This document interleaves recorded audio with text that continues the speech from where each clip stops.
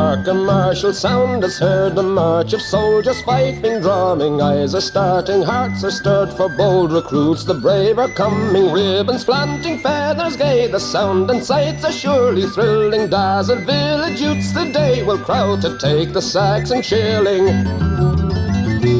These whose spirits will not bow in peace to parish tyrants longer, ye who wear the villein brow, and ye who pine in hopeless hunger, fools without the brave man's faith, all slaves and starvelings who are willing to sell themselves to shame and death, accept the fatal Saxon shilling.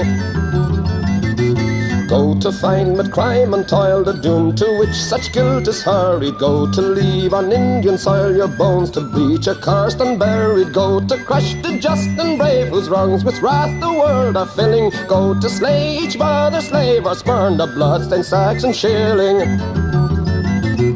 Irish hearts, why should you bleed to swell the tide of British glory, aiding despots in their need whose chains are green, so oft are gory? None save those who wish to see the noblest kill the meanest killing, and the true hearts severed from the free will take again the Saxon shilling.